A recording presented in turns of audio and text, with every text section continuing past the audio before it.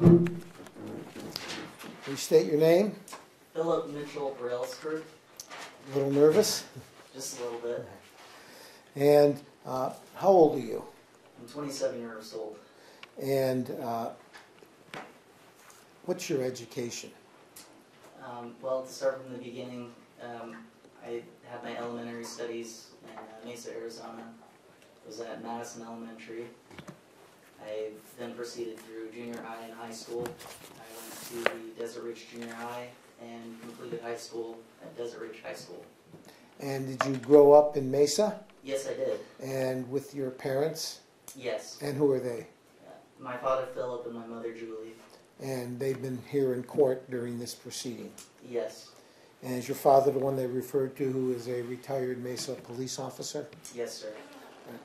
Now, in terms of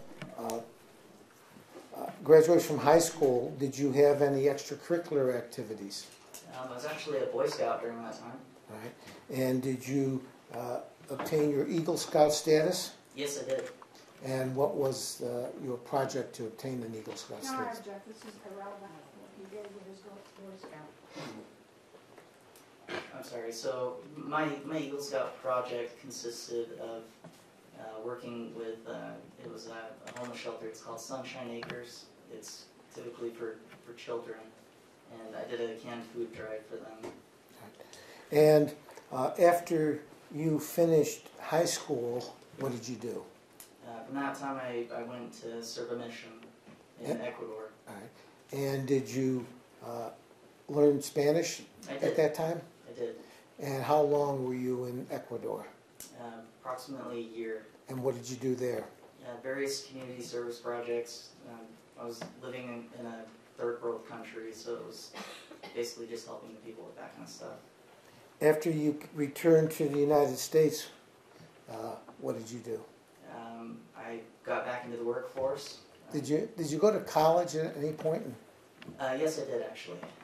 When was that in this time frame? So I did a little bit of college before leaving to Ecuador. It was just mainly general studies at the local community college. Which college? Mesa Community College. Okay.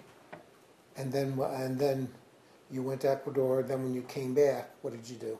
Right. So when I come back from Ecuador, that's when I started working again. I started working for a company called the Education Management Corporation, and during that time, I continued my studies as well with Mesa Community College.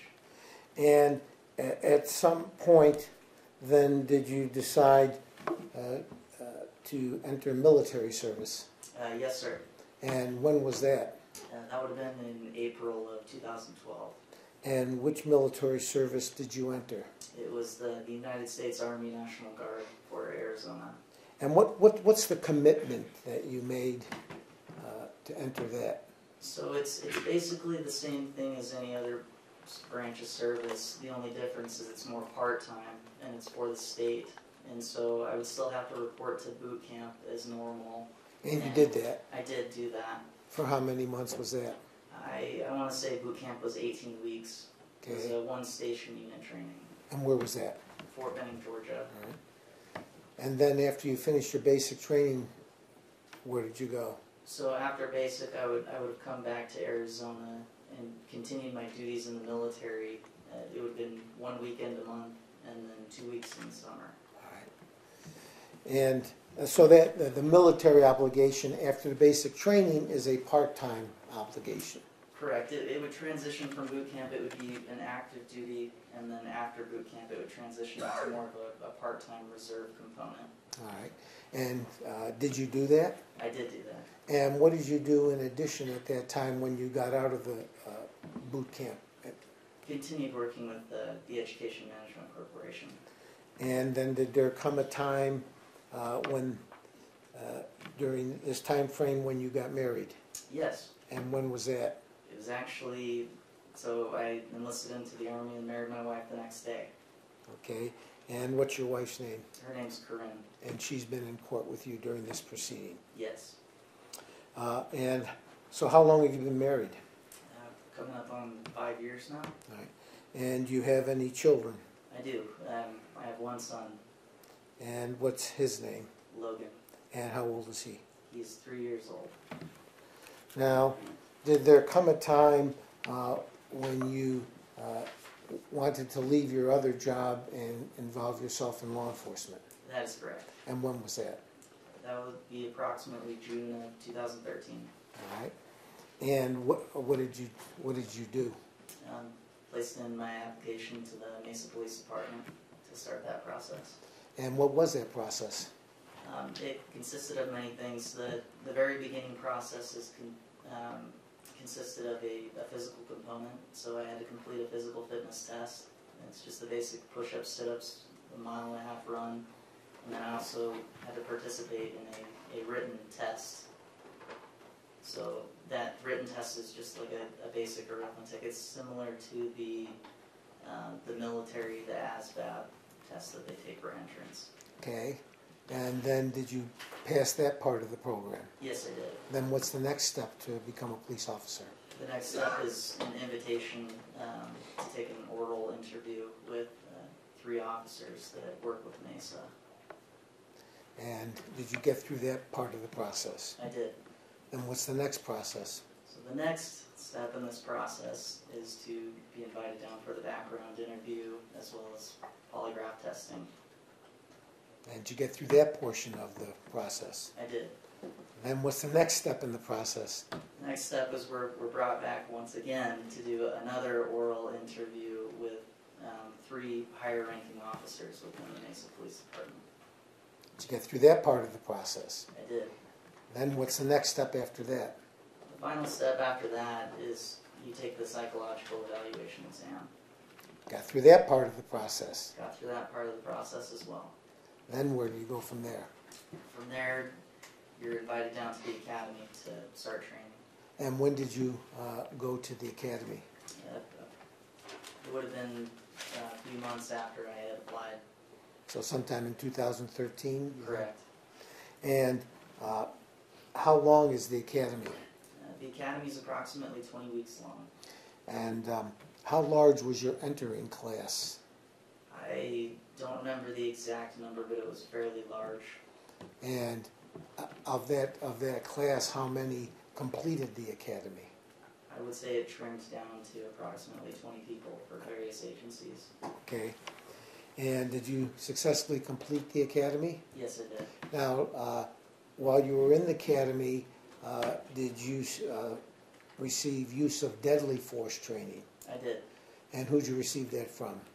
It would be Mr. Jeff Jacobs. He was your instructor? Yes, sir.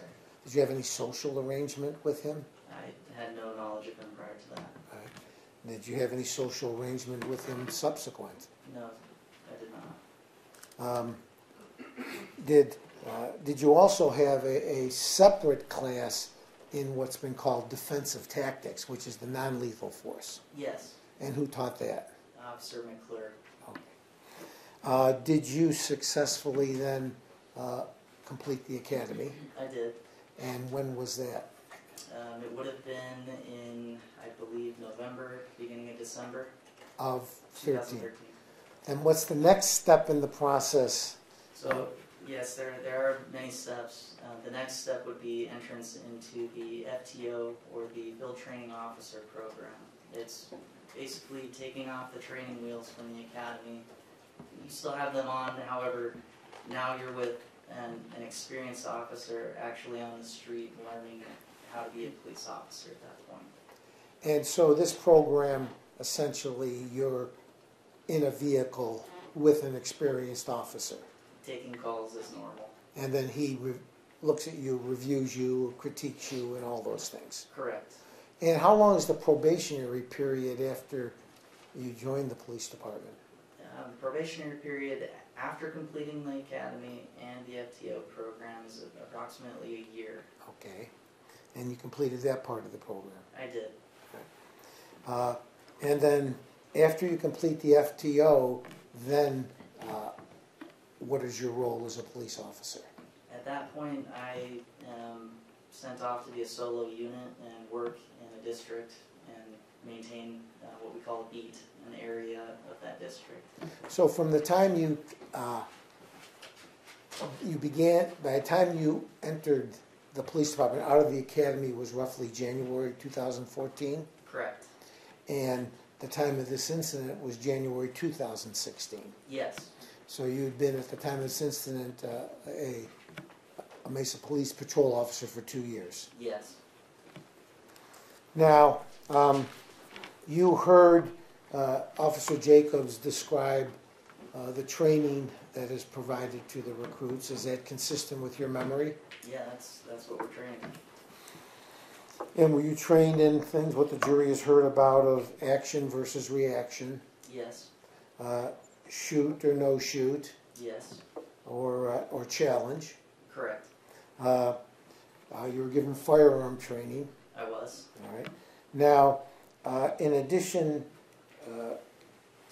to that, did you obtain additional certification from the police department to use a rifle on duty? I did. And what rifle was that? The AR-15 platform. Is that the rifle that people use at the Mesa Police Department if they're authorized to carry a rifle? Right. Everyone that's authorized to carry it, that's the standard rifle that they carry. And is this your personal rifle authorized to use on duty? Yes. Is the ammunition provided by the department? Department issued. Yes. And what do you have to do to obtain this additional certification to carry the rifle? You have to, one, get approval from your sergeant to attend the rifle school, which is approximately a 40-hour program. All right. And is there regular training on the rifle in the course of the year? Yes. And what is it? So I would have to report 4 times a year in order to requalify to carry the rifle. Now, during the 2 years prior to this incident where you were working as a patrol officer, were you involved on any other occasions with the response teams, initial response teams? Yes, I was. And in those things, in those situations, did you have a wide variety of roles? Yes. What type of roles prior to this incident had you served with the immediate response teams? I've actually been on all of the roles. So you had been a handcuffer, I have. you'd been the one who issues the commands, Yes. you've been on less lethal force, Yes. and then you've been on lethal coverage Yes. prior to this incident. Prior to this incident, yes. Now, prior to this incident, had you ever fired your weapon in the line of duty? No, I have not. Had you ever fired it at another human being? No, never.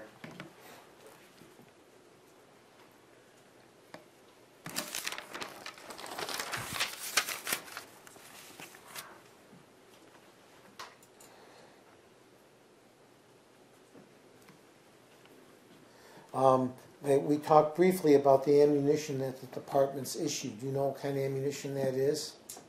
It would be the 223 ballistic tips. That's been described here. That's been described, yes. And does it have fragmentation characteristics when it hits someone or hits a solid object? Yes, that's what it's designed to do. Is it designed to penetrate or to fragment walls? It's designed so that it doesn't pass through walls. It's supposed to break into many fragments upon impact. Now, let's go to the day in question, the day before. Let's talk the night before. Okay. The day before, what was your shift? It was just I was working swing shift at the time. And what is swing shift? It's the hours range from 2 to midnight. All right. Now, and so you go home after work the night before? Yes. And what was your pattern after you got off from work the night before? Take off my gear and get ready for bed. All right. And come home to your family? Yes, And is that what you did the night before? I did. Normal night's sleep? Anything uneventful? No, it was a normal night. Then, if you get off at midnight, what time do you end up getting to bed? I would probably be home at about 12:30. I live fairly close to the substation, so I would have probably been falling asleep around 12:45, 1 o'clock. All right. And what is you talked about your patrol area. What is your patrol area? So I was assigned to beat 72, which at the time would have extended as far west as Higley Road and gone as far east as Power Road, as far north as Main Street, all the way down to the Superstition Springs Mall on Southern.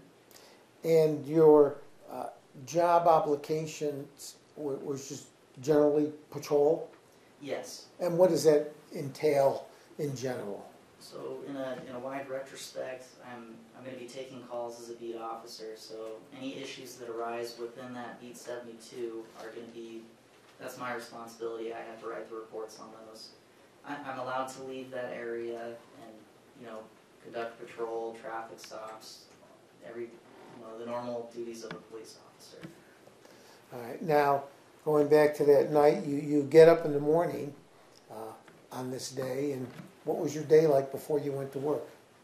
I woke up, had breakfast. I would have most likely exercised, just a light jog, maybe a mile, and then started getting ready for the day. Would have had lunch with my wife, and then head off to work from there. Lunch at home? Lunch at home, yes.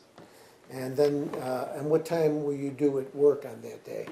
It would have been, briefing would have started at 2 o'clock. All right. And did you start work that day? Yes, I did.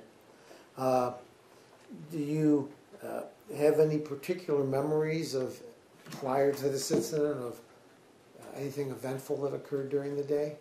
No, I just remembered it being a normal day.